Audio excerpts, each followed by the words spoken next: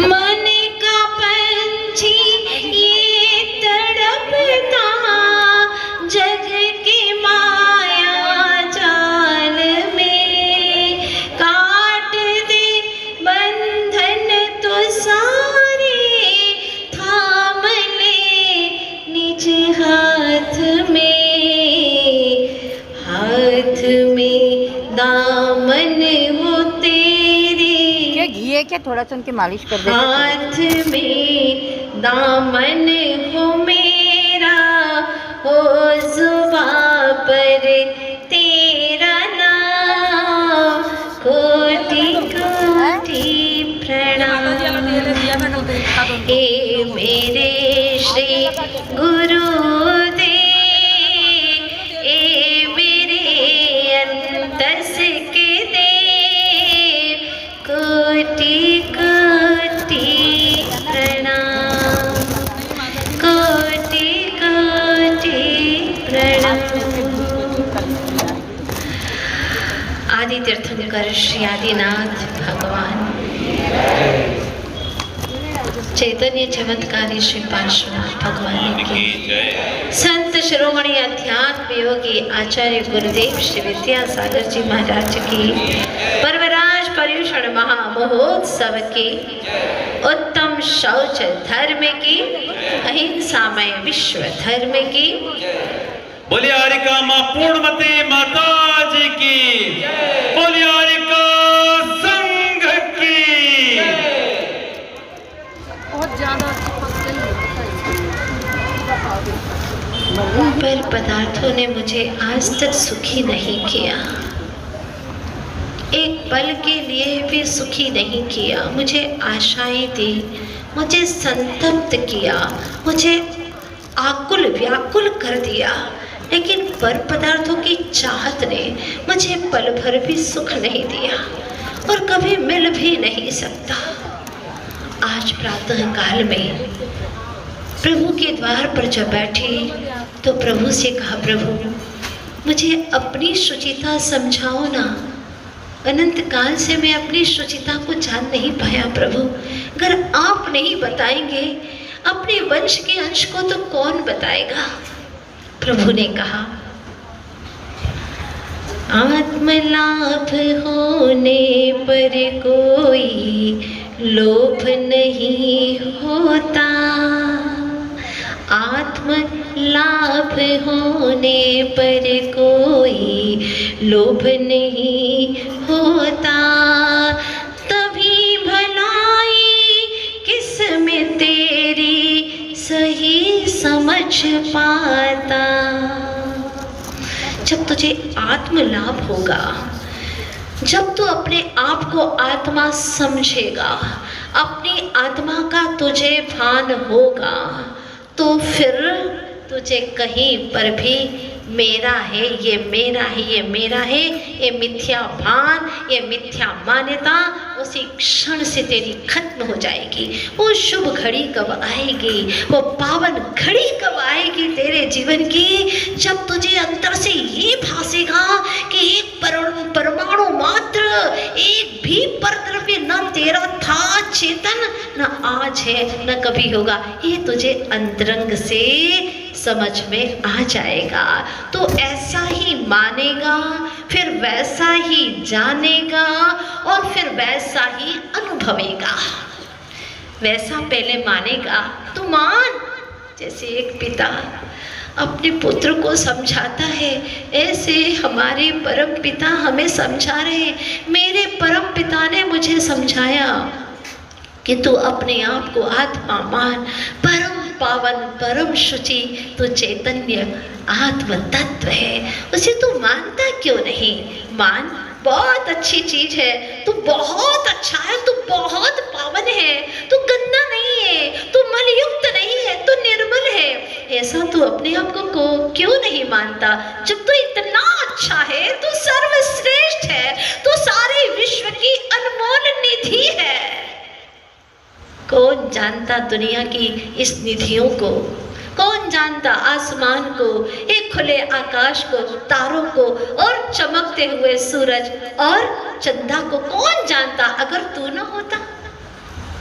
तू है ना, तू ज्ञान स्वरूपी है, ऐसा महिमावंत है, तू अपने आप को नहीं जानता तो चेतन। आज कितनी अद्भुत बात कही प्रभु ने, ओहो, हृदय गदगद हो गया। देखो चेतन, हम जिसे चाहते हैं ना, उसे दिल की हर बात बताते हैं और कहते हैं ना, हम तुमसे कहते हैं और किसी से नहीं कहते, क्योंकि तुम हमारे अपने हो, मात्र अपने हो, नितांत अपने हो। लेकिन दुनिया में तेरा मात्र तेरा कौन हुआ बता? प्रश्न किया प्रभु ने, मात्र तेरा कौन हुआ?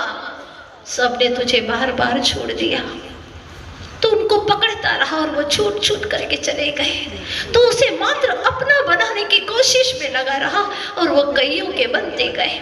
तो उससे छिपाते रहे, तो उससे झूठ कहते रहे कि हाँ वे तुम्हारा,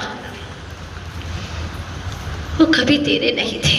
लेकिन आज तुम मान ले मेरी बात, मात्र तू तेरा है, मात्र तू तेरा है, आज का नहीं अनादि का तू तेरा है। ये भगवान की भाषा है, मात्र तू तेरा है। तो अपने इस दिल के राज को बता देना अपने प्यारे को, अपने प्रिय चेतन को आज बता दे।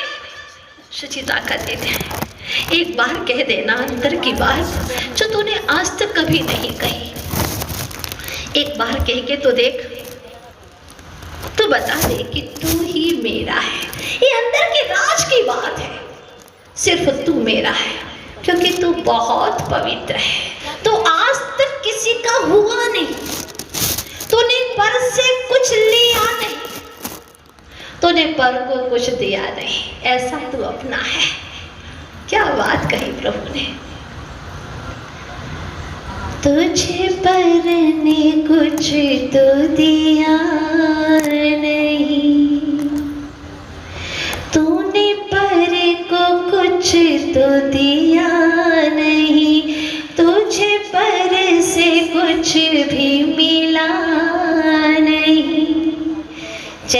चैतन्य तू धनवान है, तू परम प्रभुता वान है।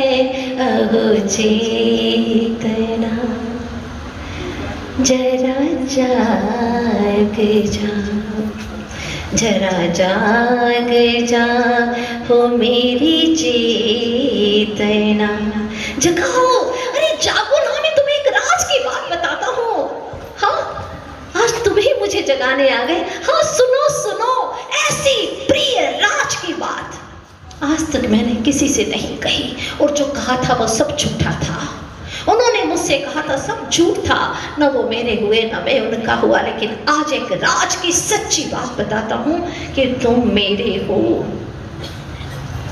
तुम हो मेरे, नितांत मेरे। अरे एक बार कहो तो सही अपने प्रिय चेतना से, प्रिय आत्मा से कि तुम मेरे हो। आहा, बार बार कहो कि तुम मेरे हो। मैं वही हूँ जिसकी मैं खोज कर रहा था। सोहम शुद्धोहम बुद्धोहम, क्रोध भाव रहित रही तो हम, मान भाव रही तो हम, माया भाव रही तो हम, लोभ भाव रही तो हम, बस वही मैं हूँ, हाँ वही मैं हूँ। अरे तो तुमने क्यों नहीं बताया इतनी बड़ी राज की बात? क्या कहूँ, जब काल अवधि आती है ना तभी तो बताया जाता है। मैं तो अभी तक ऐसा भटकता था ना प्रभु, मैं आपसे नहीं कहूँगा कि आपने नहीं बताया, आप तो हमेशा बताने को तत्पर थे। मैं जब जब आया आपकी दिव्य छवि ने मुझे यही बताया, लेकिन मैं मूर्ख, मैं सुनता कहाँ था। मैं तो आपके द्वार पर मांगने के लिए आता था। आपने जो छोड़ दिया मन समझ करके, घर धन दौलत ऐश्वर्य रूप सौंदर्य, मन समझ करके आपने सब छोड़ दिया, और उस मल के पिटारे को मैं मांगने के लिए आया आपके द्वार पर कि मुझे ये मल दे दो, आपने जो छोड़ा है वो मल मुझे दे दो। ओहो प्रभु, मेरी मूढ़ता पर जानते थे वो प्रभु कि कितना मूढ़ है, कितना अज्ञानी है, कितना नादान है, ये मल को इकट्ठा कर रहा है। जितना बड़ा कबाड़ा, जितना बड़ा बड़ा परिग्रह, सब मल इकट्ठा कर दिया। क्योंकि मल क्यों कहा इसे? जो छोड़ा जाता है वो मल है, और इसको एक दिन छोड़ा जाता है। इस सब को छोड़ करके ही कण कण को छोड़ करके जाना होगा। एक कण भी तेरे साथ जाने वाला नहीं है। जो मेरा है वो मेरे साथ जाएगा, जो मेरा है। तो मेरा क्या है? मैं चेतन स्वरूपी आत्मा। पर मेरे साथ में तो कर्म भी तो जाते हैं ना, तो कर्म तो मेरे हैं। कुंद कुंद महाराज समझाते हैं, नाणम सवे भावे पच्चत खाई परे तिना धूण तहमा पच्चत खाणम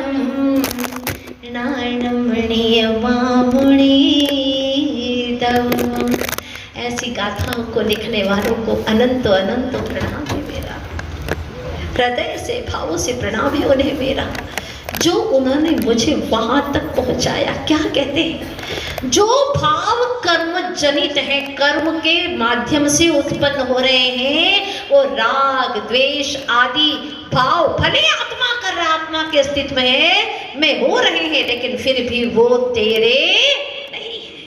जैसे कि पानी में ही कीचड़ उत्पन्न हो रहा है, पानी में ही काई है, फिर भी हम काई को हटा करके ही तो पानी पीते हैं ना। उसी प्रकार से आत्मा के अस्तित्व में ही राग द्वेष हो रहा है। कोई जड़ वस्तुएं राग नहीं करती है। पेंसिल है, बहुत अच्छी है, क्या प्यारी पेंसिल है, क्या कलर है, फाइन कलर है, तुम कहते रहो, राग करते रहो, पेंसिल को कोई राग नहीं है।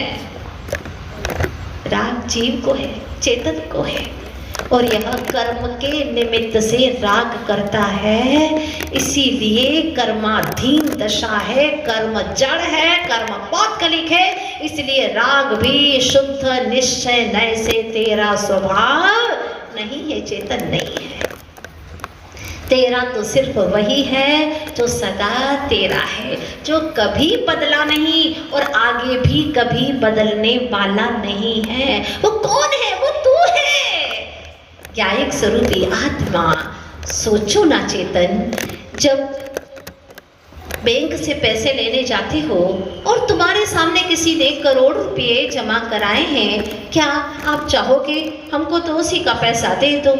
अरे मेरा भाई है वो दे दो। तुम्हारा भाई है तो क्या, तुम्हारे खाते में तुम्हारे नाम से जो होगा वो ही तुम्हें मिलेगा, दूसरे के नाम का तुम्हें मिलने वाला अधिकार नहीं है तुम्हारा।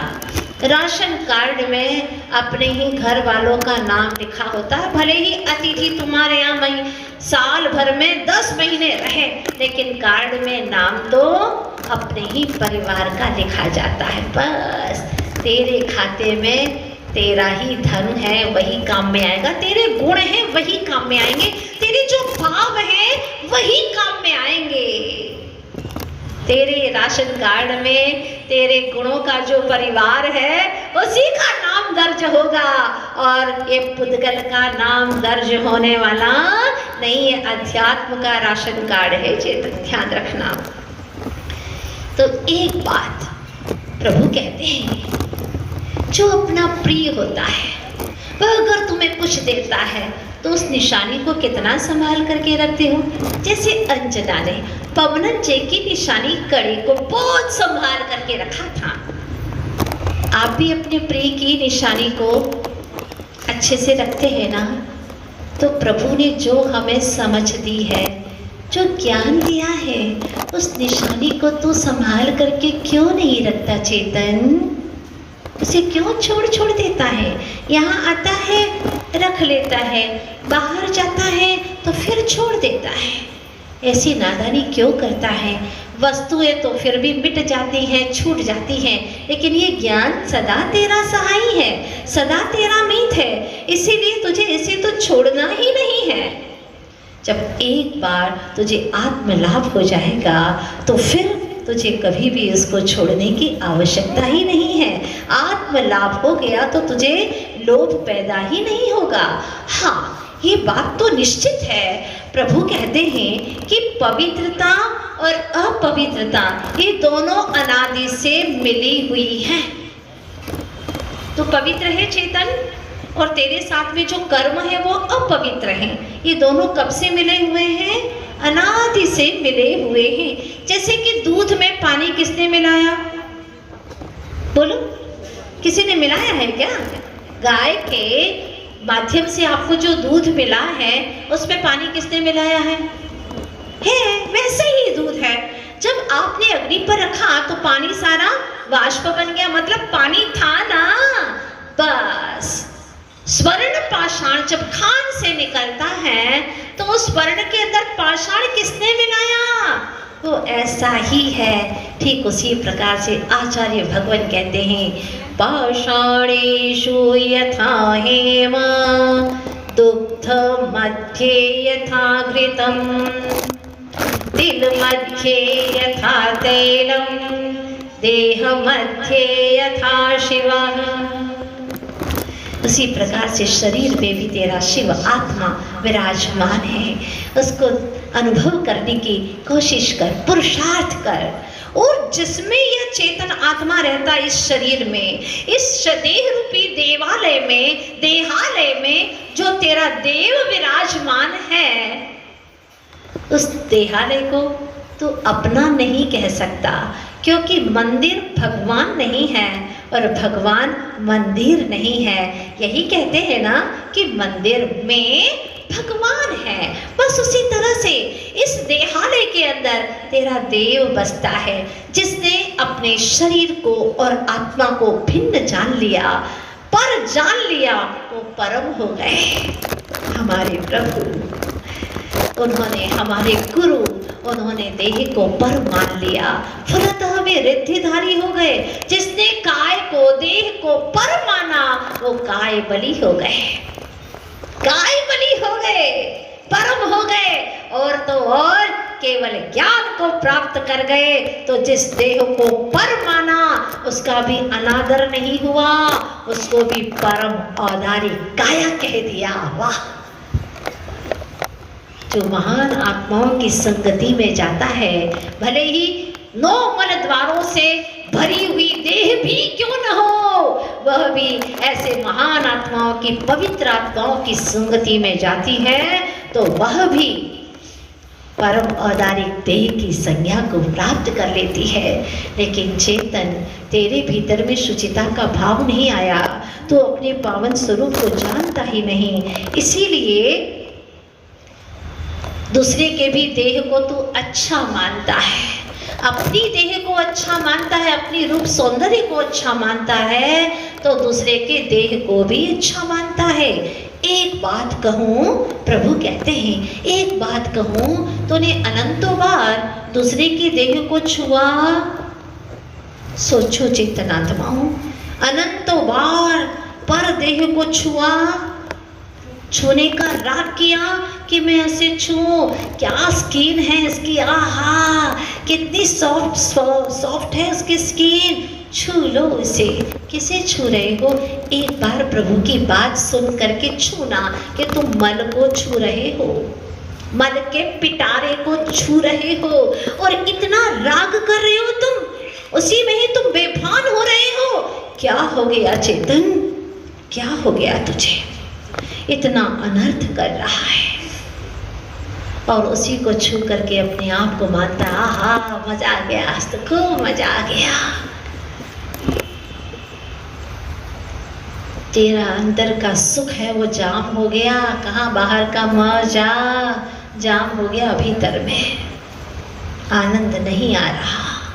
बाहर के उस मल के पिटारे को मैं नहीं कहती, सभी आचार्य कहते हैं आदमी का जिस्म क्या है जिस पे शैदा है जहाँ, एक मिट्टी की इमारत एक मिट्टी का मकान, गारा इसमें खून है और ईंट इसमें हड्डियाँ, चंद सांसों पर खड़ा है यह ख्याली नूरुशा, जो न होती इसके ऊपर चाम की चादर मड़ी, तो फिर उसको काग कोते नोचते हर हर घड़ी, नोचते हर हर घड़ी।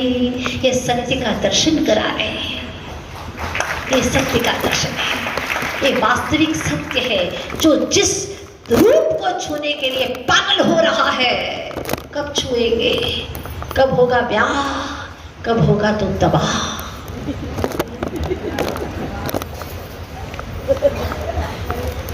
क्या छूना, किसको छूना?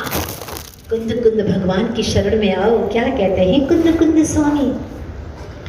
अरस मरूवम गंधम औपत्तम चेतना गुणमसतम जाने अलिंग गहनम, जीव मणि तिठ संठाणो। क्या बात कहते हैं, हाँ, धन्य भाग्य हमारे जो उनकी गाथा श्रवण करने का सौभाग्य प्राप्त हुआ हमें। अंतर की बात कौन सुनाता है? दुनिया के लोग दुनिया की बातें सुनाते हैं, पंचेंद्र के विषय भोग की ओर खींचते हैं। अहो चेतन, बाहर में भटकने के अनेकों आकर्षण है, लेकिन भीतर में आने का तो कोई एकाध सदगुरु मिलेगा जो तुझे अंतर की ओर खींच करके लाएगा कि बेटा मत भटक, हे चेतन मत भटक, वहां पर तो भटकन ही भटकन है, आ जा तू अंतर में। अहो भाग्य है, सौभाग्य है हमारा। जागो नाओ मेरी आत्मा,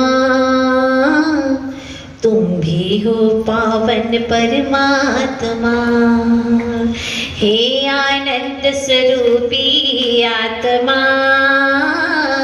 अनुभवो अपनी शुद्धात्मा।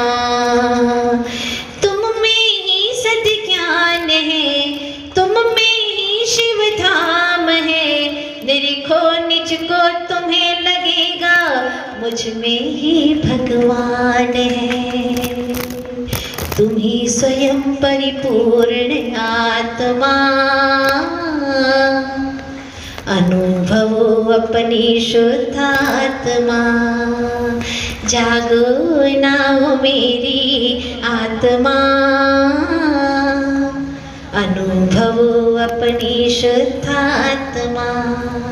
अब कुंद कुंद महाराज कहते हैं सदगृहस्थ होना कोई बात नहीं, अपने ग्रह को मेंटेन कब करोगे? क्या कहते हैं प्रभु? अपने ग्रह को मेंटेन कब करोगे चेतन? बहुत बिखरा पड़ा है, बहुत बिखरा पड़ा है, बहुत गंदा पड़ा है तेरा चेतन ग्रह, बहुत मैला है। तेरी चाहत से, तेरी इच्छाओं से, तेरे विषयों की कामना से अभी तो कर लूं मैं धर्म ध्यान, लेकिन बाद में खूब खाऊंगा जाकर, खूब भोगूंगा। अहो चेतन आत्मन, कहाँ पर के भोग की चाह रखता है। अगर भोगना ही है तो निज चेतन का भोग कर, अनंत सौंदर्य से युक्त है तेरी चेतन आत्मा। क्या देखता है चेतन? ये मल के कूप को, ये सब मल के कुएं हैं, इस शरीर को क्या देखता है?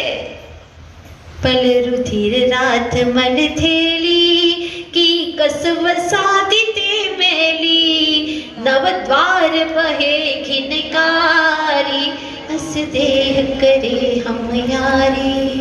क्यों यार करता है, क्यों प्यार करता है इससे? इसी अज्ञानता से तूने अनंत भव धारण किए। अब भी चेत जा, अब तो इच्छा मत कर, छोड़ दे इस इच्छा को, बार बार पुकार दे। इच्छा के दास अब कभी नहीं बनना, इच्छा के दास अब कभी नहीं बनना, भूली है अनादि की कभी नहीं करना। लीन हो स्वयं में, लीन हो स्वयं में, सब भ्रांति टलेगी, सुख कली खिलेगी, के पर में कहीं शांति नहीं, पर में कहीं शांति नहीं। आ तुझे अंतर में शांति मिलेगी, सुख कली खिलेगी, के पर में कहीं शांति नहीं। अगर आज की यह पवित्र पवित्र चर्चाएं कुंद कुंद स्वामी की, अपने वितरागी प्रभु की हृदय में उतार लेगा तो तेरा अनंत संसार का दुख समस्याएं सब खत्म हो जाएगी, पीड़ाओं से मुक्त हो जाएगा चेतन। तू अपना राजा हो जाएगा, तू किसी का गुलाम नहीं रहेगा। क्या मजाल कि तुझे कोई दुत्कारे, तू कर्मों को दुत्कारेगा। क्या मजाल कि कोई तुझे कुछ सुना दे, तू उसको आत्मा की पवित्र वाणी सुनाएगा। एक बार तो अनुभव कर, एक बार तो तू अपने चेतन ग्रह में उतर, भीतर जा, अद्भुत आनंद है। आज तक इसको समझ ही नहीं पाया। किसकी कहानी कहूँ मैं? लोभ की कहानियाँ बहुत हैं, लेकिन आत्म लाभ की कहानी तो मेरी खुद की एक की ही है, जो मैंने अभी आप लोगों के बीच में रखी। आत्म लाभ की कहानी, ये लाभ यदि हो जाए तो फिर सारा लोभ ही खत्म हो जाए। शुचि ही भावम शुचम, जो शुचिता का भाव है, पवित्रता का भाव है। ये देह अपवित्र है, देह गंदी है, इसको नहलाना पड़ता है। और बताओ कितने जल से नहाओगे तो शुद्ध हो जाओगे? नहा करके आए, ब्रश करके आए, किसी के ऊपर थूक दो, गुस्सा करेगा। अरे नहीं, गुस्सा मत करो, हम अभी कुल्ला करके आए। कुल्ला करके आए तो क्या हो गया? देह तो तेरी अशुचि है, कोई बर्दाश्त नहीं कर सकता। और ऐसे मल के पिटारे से तू अनंत अनंत काल से प्यार कर रहा है, और ऐसे ही मल के पिटारे को छूने के लिए तरसता है। तब कब तेरा ज्ञान धन बरसेगा तुझ पर और तू तरसना छोड़ देगा, तो मोहताज नहीं होगा किसी को छूने का। जब तक मोह का ताज पहना है तब तक मोहताज रहेगा। जिस दिन आत्मा का स्वयं का अस्पर्शी का स्पर्श हो जाएगा, बस फिर तेरे बाहर में भी सारी लोभ प्रवृत्ति खत्म हो जाएगी। ऐसी उत्तम बात आचार्य भगवंतों ने कही है। तो उत्तम सोच का धनी है, क्यों लोभ कर रहा है? आज हम बाहर की दुनिया में देखते हैं, दुर्योधन की सत्ता में, दुर्योधन की जो सत्ता का लोभ है उसमें शकुनी की माया पड़ रही है, केकई के लोभ में मंथरा की माया पड़ रही है, डॉक्टर लोभी हो रहे, बिना काम के ऑपरेशन बढ़ाए जा रहे हैं, व्यापारी मिलावट कर रहे हैं, अधिकारी भ्रष्टाचार किए जा रहे हैं, नेता लोभ के पीछे देश को बेचे जा रहे हैं, कुमारियां आग में झुलस रही हैं, विषय भोग की लोलुपी भ्रूण हत्याएं करवा रही हैं, घोटाले हो रहे हैं, मर्डर केस हो रहे हैं। ये सब के सब लोभ के पीछे इच्छाओं के पीछे, और 3 प्रकार की इच्छाएं होती हैं, 3 प्रकार की ऐशना खास तौर पर होती हैं। पहली है वित्तेषणा, धन की इच्छा, जैसे तैसे कैसे भी आए, हाय पैसे आए। दूसरा है पुत्र ऐशना, परिवार वंश की वृद्धि हो। और तीसरा है लोकेशना, लोग मुझे अच्छा कहेंगे, लोग मुझे सब अच्छा कहें। अरे भाई, लोग तुझे क्या कहें ये छोड़ दे, लोग हमें क्या कहेंगे ये छोड़ दो। अब हम क्या करेंगे, आज से नई शुरुआत, ये आज से हम सोचेंगे। दुनिया के लिए बहुत जी लिया, ऐसे पवित्र जिन दर्शन को पा करके चेतन, ये भोगों की बातें शुभास्पद नहीं होती है। ये देह के साथ में संबंध रखना शोभास्पद नहीं है। जैसे पेंट के साथ में कोई टोपी लगाए तो अच्छा नहीं लगता, उसी प्रकार से देव दर्शन के साथ में दूरदर्शन भी शोभायमान मैच नहीं होता। आत्मा की पवित्रता के साथ में ये कषायों की, लोभ की, अशुचिता, ये इच्छाएं वो शोभास्पद नहीं हो रही, नहीं पाती हैं, शोभास्पद नहीं होती हैं। इसीलिए आज से तू एक बात तय कर ले कि लोभ करना नहीं है, करना ही है तो मुझे अपने आत्मानुभूति का लोभ करना। प्रभु बहुत आनंद आया, बहुत आनंद आया, आपने जो हमें दिखाया, जो आपने स्वरूप दिखाया, उसका अनुभव करके अद्भुत आनंद आया। अब फिर मन यही कहता है बस उसी का अनुभव करूं, वही चाहूं, वही करूं। तत्ब्रूया तत्प्राण प्रच्छेद तदिच्छेद तत्परो भवे, उसी के बारे में पूछूं, उसी की चर्चा करूं। जो हमारा प्रिय है उसी की चर्चा करने का मन होता है। तो प्रभु कहते हैं बस उसी को तू अपना प्रिय बना ले, जो प्रभु कहते हैं उनकी बात मान ले, अपनी अपनी मत चला, अपनी अपनी नहीं चलाओ, भगवान के अनुसार चलो। जिनवाणी माता जो कहती, जिन बच के अनुसार ढलो। अब अपनी अपनी अपने मन की मनमानी करना बंद कर दो, और जो प्रभु कह रहे हैं उसे समझने का प्रयास करो। आज एक बहुत छोटी सी बात आप लोगों के बीच में रखी है, और अब लोभ करते करते अनंत काल बीत गए हैं। सुना था मैंने, मनुष्य जिसकी खोपड़ी में सिर्फ मांग भरी रहती है, मांग ही मांग, पुरुष की तो दिखाई नहीं देती है मांग, महिलाओं के बाहर से दिखाई देती है, लेकिन पुरुष की भी खोपड़ी के अंदर मांग भरी रहती है। इच्छाओं की मांग, चाहत की मांग बहुत खतरनाक है। बाहर की तो पानी से धुल जाती है, लेकिन भीतर की जो चाह की मांग है वह धुलती नहीं है। कैसे धोएंगे देखिएगा। वह व्यक्ति चैन से जिंदगी गुजार रहा था। एक दिन मित्र ने कहा कि तेरी जिंदगी है क्या? हाँ, क्या जिंदगी है तेरी? कुछ तो है ही नहीं तेरे पास में, फकीर जैसा जी रहा है, 4 बीघा जमीन बस, और उसी में जिंदगी गुजारा है। देख मेरे पास में 200 एकड़ जमीन है, फैक्ट्री है मेरी, घर है बड़े बड़े, हाँ ये है कोई जिंदगी? उसको लगा सच बात है, मेरे पास में भी कुछ तो होना चाहिए। और उसने जैसे शांत सरोवर था, एक कंकर फेंक दिया। अब वह चंचल हो उठा, धन दौलत को पाने के लिए दिन रात पुरुषार्थ करता, भगवान के भी पास जाता तो वह वही मांगता, पूजन करता वही मांगता, विधान करता वही मांगता, जाप करता वही मांगता, दीप जलाता, न जाने क्या क्या करता। तो ये षड्यंत्र भीतर में अपनी आत्मा के साथ में धोखाधड़ी हो रही है, बाहर से धर्म की क्रियाएं हो रही है और भीतर में लोभ बल रहा है। जिस लोभ को प्रभु ने छोड़ दिया, जिन वस्तुओं को छोड़ दिया, जिन वस्तुओं को गुरु ने छोड़ दिया, उन्हीं के पास में जा करके चाह रख रहा है। कभी गुरुजनों के पास में संसार की बातें मत करना, मत करना। इतनी करुणा आप भी करो अपने ऊपर।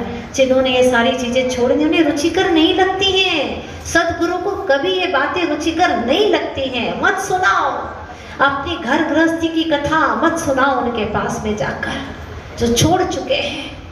अगर सुनाना ही है तो ये सुनाओ कि हे गुरुवर, मेरे जीवन में वो क्षण कब आए कि मैं अपनी आत्मा की अनुभूति कर सकूं, मैं सत्य का दर्शन करूं, वो क्षण कब आए। सारी दुनिया एक तरफ, 3 काल का परिभ्रमण एक तरफ, और अंतर मुहूर्त भी कथा श्रवण कर ली रुचिपूर्वक और उसी को अमल कर लिया, तेरा उद्धार हो जाएगा। और चाहे कितना भी समेटता रहे, सब मिटने वाला है, सब कुछ खत्म हो जाएगा।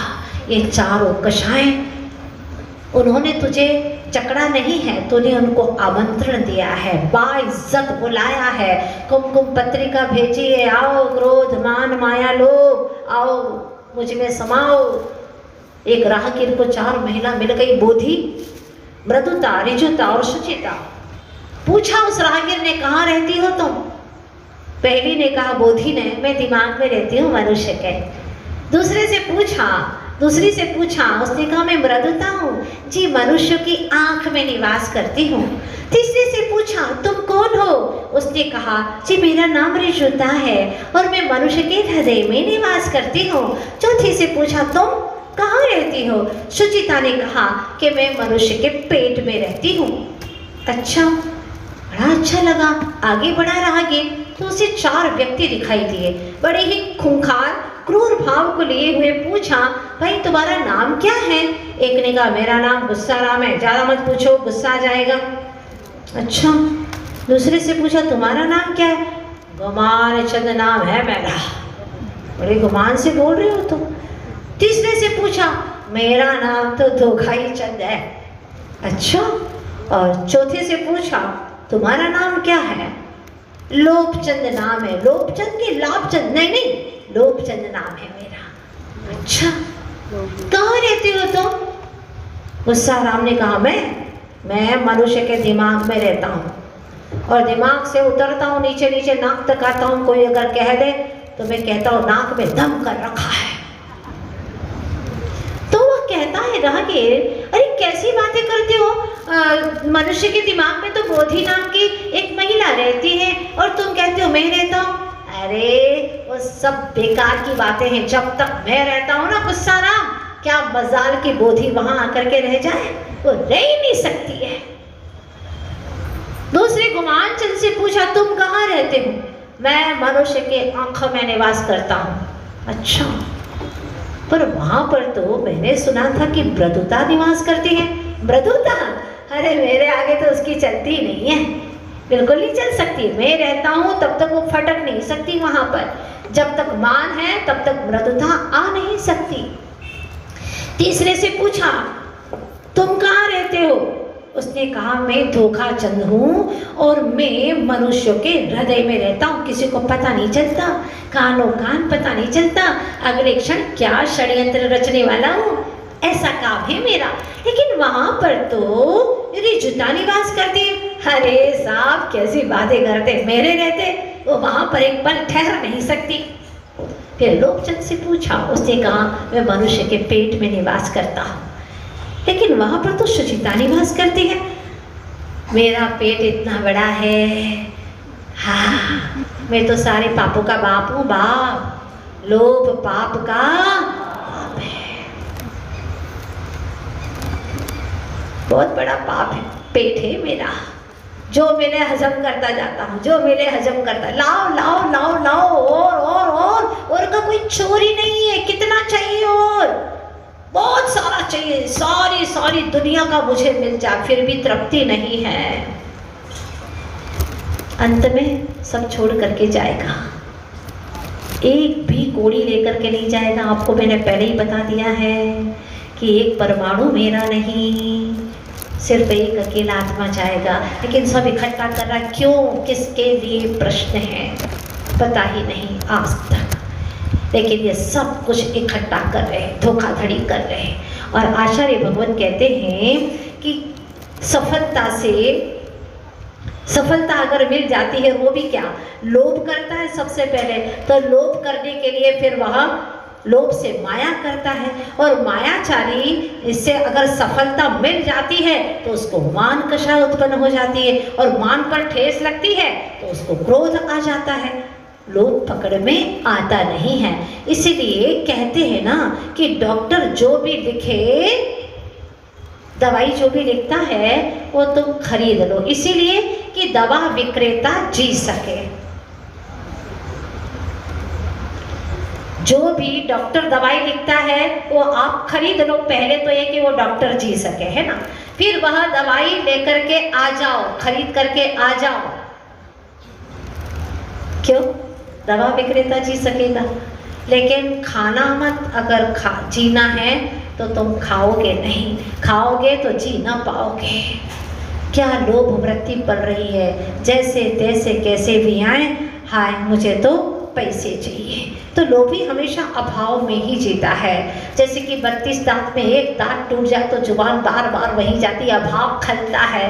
थोड़ी सी कमी हो तो वो और मिल जाए, वो और मिल जाए, रूप सौंदर्य मिल जाए, धन दौलत मिल जाए, परिवार अच्छा मिल जाए। अरे भाई, सब कर्मानुसार मिलता है और कर्म भाव के अनुसार चलते हैं। इसलिए अपने सबसे मेन स्विच है अपने भाव। भाव को सुधार ले, सब सुधर जाएगा, और भाव बिगड़े तो सब बिगड़ जाएगा। भूले नहीं होंगे आप वह व्यक्ति जो अब धन की चाह में दिन रात जाप करता है, प्रभु के पास में जाता है, बैठता है, क्या करे, लाचार है लोभ से। एक दिन कहते हैं कि एक देव प्रसन्न होता है और कहता है, क्या चाहिए भाई, तेरी इस बैठक से मैं परेशान हो गया हूँ, बता क्या चाहिए तुझे। उसने कहा, बस ज़मीनें दे दो मुझे, तो बहुत सारी एकड़ ज़मीन दे दो। ठीक है, उसने कहा, ज़मीनें ले ले, सवेरे सूरज उदित होगा, बस तब से तू जहाँ जहाँ तक दौड़ लगाएगा वो सारी ज़मीन तेरी, पूर्व पश्चिम उत्तर दक्षिण में सारी ज़मीन तेरी, तेरे नाम पर। ठीक, बहुत अच्छा, खुश हो गया, भागने लगा। उसने कहा, रुको रुको, अंतिम बात सुन करके जाओ। महत्वपूर्ण बात यह है कि सांझ ढले, सूरज अस्ताचल की ओर जाए, इसके पहले तुम्हें घर लौट आना है, वरना तो सुना ही नहीं उसने और भागा। घर पे काम हो गया अपना, क्या लेना देना। फिर घर पे भागा और रात बड़ी मुश्किल से बेचैनी से कटी, क्योंकि भीतर में अब सोच रहा था, ख्वाब एक से एक बड़े। कितनी चैन से जीता था, 4 बीघा जमीन थी, चैन से जिंदगी आती निकल रही थी, गुजर रही थी। चैन से सोने वाला ज़्यादा अच्छा है या सोने की चैन वाला? हाँ, चैन से सोने वाला। सोने की चैन भी हो और चैन से सोना पाए तो किस काम का।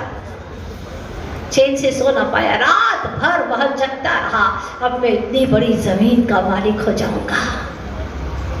सवेरा हुआ, सूरज की किरण फूटी, दौड़ना शुरू किया पूर्व दिशा में, खूब सारी जमीन। दौड़ता गया, चलूंगा तो कम नपेगी ना, दौड़ता गया, दक्षिण में गया, पहाड़ के पहाड़ लांग गया, पश्चिम में जाने ही वाला था।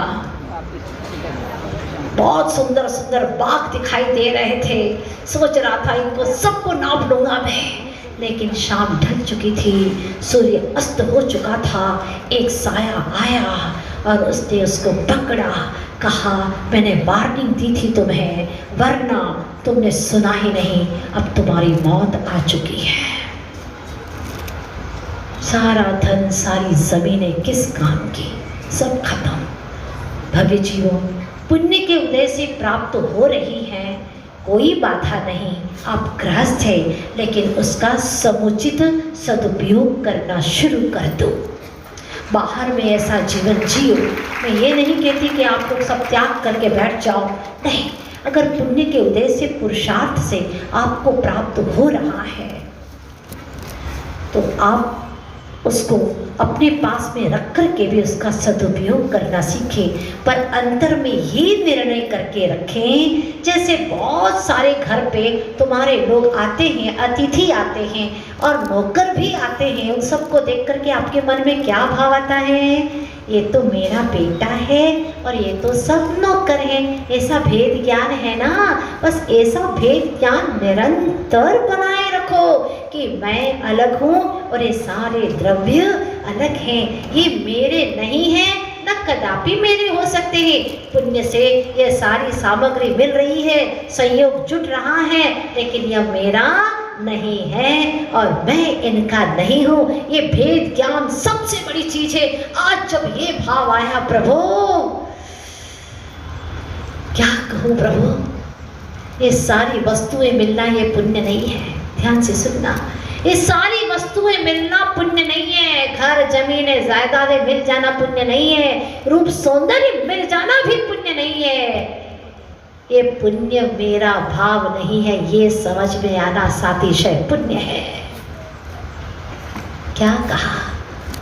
ये पुण्य भाव भी मेरा नहीं है, ये भी कर्म जनित है। ये भाव जब आ जाए तो समझ लेना सातिशय पुण्य है। दूसरी बात, प्रभु आप जैसे पावन के पास में मुझे आने का भाव हुआ, यही मेरा सबसे बड़ा पुण्य है।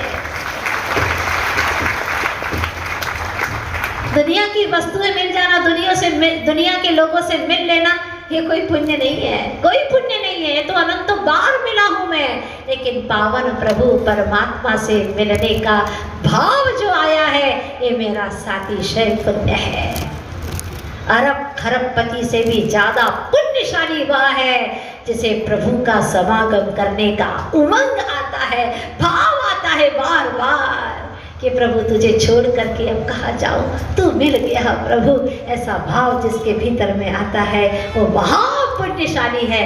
और आप सभी भव्य जीव हैं, आप सभी लोगों को ये भाव आ रहे हैं कि मैं प्रभु का समागम करूं, जिन शासन को समझूं और ये प्राणों का अंत हो, प्राणांत हो, इसके पहले पहले, प्राणों के विसर्जन के पहले पहले मैं बुराइयों का विसर्जन कर सकूं, असत्य का विसर्जन कर सकूं और जो सत्य है उसका सृजन कर सकूं। कल का दिन बहुत बड़ा उपहार लेकर के आने वाला है। अभी आपको परिव्राज पर्युषण में इतना आनंद आ रहा है, इतना मैं बोल भी नहीं पाई थी कि इतना आनंद आएगा, लेकिन अब लोग कह रहे हैं माता जी आज तो चौथा दिन है और भीतर का आनंद आ रहा है। ये एहसास करें तो जब भक्तामर महामंडल विधान होगा उन क्षणों में आपको जो अद्भुत आनंद आएगा। आज जो आपको 1 घंटे में यहाँ आनंद आया है, उससे भी कई गुना, 100 गुना तो कम से कम आनंद उस विधान में आने वाला है। जो पापी होगा वो सोचता रहेगा और जो पुण्यात्मा होगा वो अति शीघ्र ही अपने नाम मंडप में लिखा करके अपनी सीट सुरक्षित, यहाँ ही नहीं सिद्धालय में अपनी सीट सुरक्षित कर लेगा, क्योंकि जो भगवान की भक्ति करता है उसकी मुक्ति निश्चित है। भाग्य होगा तुम्हारे जीवन का जब आप ऐसे ही पवित्र आत्माएं पावन प्रभु परमात्मा के सामने भक्ति करेंगे। और जो आज मैंने भाव रखे, ये सारे भाव भक्तामर में पिरोए गए हैं, पिरोए गए। आंखों में आंसू बहते थे और भाव पिरोते थे, इतना आनंद आता था। वो क्षण आपको मिलने वाले हैं, आप छोड़िएगा नहीं, अद्भुत क्षण होंगे। इसीलिए समय बहुत कम है, परवराज पर्युषण हुआ नहीं कि बस 20 दिन के अंदर 1 अक्टूबर से 10 अक्टूबर तक यह भक्तामर महामंडल विधान आपके बीच में ऐसा भक्ति का प्रवाह बहने वाला है। जो इस गंगा में बह गए तो बह गए, उस पार पहुंच गए, और जो सोचते रहे वो इस किनारे पे ही पड़े रहेंगे। वो अद्भुत क्षण आप सबके जीवन में आए। उत्तम शौच धर्म की जय हो। और 24 घंटे के लिए एक छोटा सा नियम सुन करके जाएंगे। बड़ा प्यारा नियम है आज का। अब आज से जो हमने अपनी चर्चा सुनी है, प्रभु ने हमें अपनी कथा सुनाई है, तो क्या लोभ से हाथ मिलाओगे? नहीं ना। 24 घंटे कोई चाहे तुम्हारी कितनी भी परीक्षा ले, किसी से हाथ नहीं मिलाओगे। 24 घंटे सबसे हाथ मिलाने का त्याग है। अगर एक बार भी हाथ मिलाया तुमने तो एक उल्टी माला फेरनी होगी प्रायश्चित के लिए। आज बड़ा प्रायश्चित है, आगे आगे बढ़ते जा रहे हैं। उल्टी माला मतलब नमो लोहे संवत्सराणम, नमो वैशायनम, नमो आयर्याणम, नमो सिद्धाणम, नमो अरहंताणम। ऐसी एक उल्टी माला फेरनी पड़ेगी। 24 घंटा याद रखो, मैं शुचि हूँ, परम पवित्र हूँ, ऐसा मेरा स्वभाव है। अब मुझे किसी से हाथ मिलाने की कोई जरूरत नहीं है।